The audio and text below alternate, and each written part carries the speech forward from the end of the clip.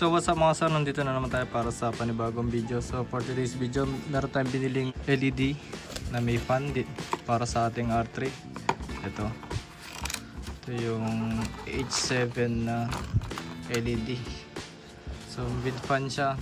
Ngayon problema natin is hindi magkasya sa headlight ng R3. So binutasan natin. Ayan. Ngayon is hahanapin natin siya ng takip.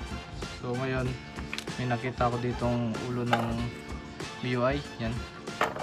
Tapos pinutasan ko siya gamit ito. So ito yung pinagbutasan. So ito yung kinalabasan. Yan. Tapos may nabili tayong city spring pang MIUI 125. So ito yung gagamitin natin para ipantakip.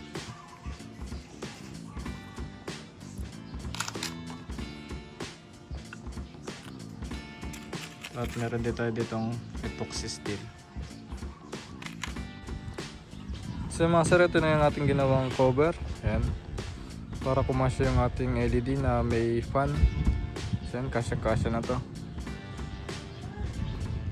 So tara, subukan natin. So ito siya mga sir pag wala siyang cover.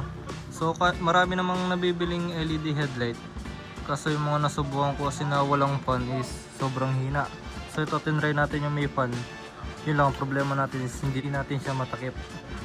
Kaya gumawa tayo ng cover ngayon. So mga sir, ito na yung ginawa nating cover. So kasyang-kasya na yung ating LED na may fan. So mamaya magte-test light tayo kung gaano kaliwanag yung ating nabili. Ito nga pala yung stock headlight ng R3. Ito, halogen bulb. So papakita ko sa inyo kung gaano yung buga ng ilaw na to.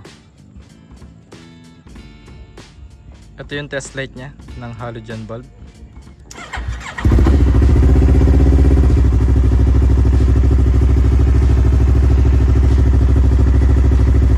Yan, so yan yung buga niya.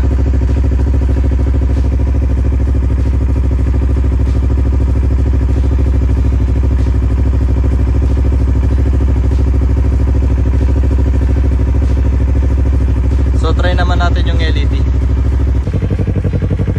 So yung mga sir, ito yung buga niya ngayon. Ayan, naka-LED na yan. So ganyan siya kalinaw.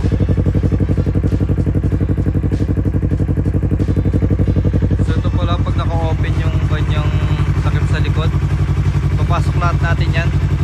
Itong socket niya, pati itong balas, itong pinaka-box niya, papasok natin sa pinaka-loob ng headlight ito, para walang nakalabas. So ito yung kanyang buga. Isang ilaw pa lang yan. Bali kakabit pa natin yun sa kabila.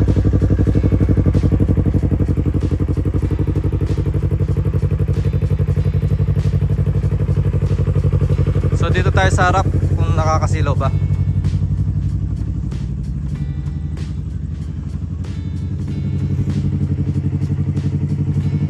So ayan, di siya nakakasilaw. Kaya ibaba pa natin tong camera. Ayan.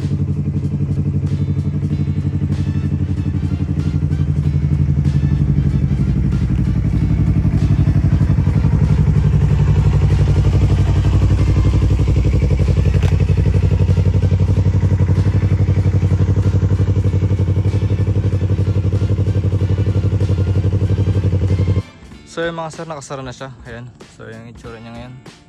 So tetest ulit natin siya. Baka biglang nag-loose. So try natin.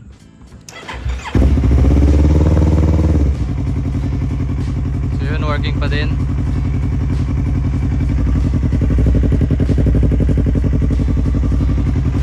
Yan lang yung ginawa natin takip. Pati yung balas, nasa loob yan.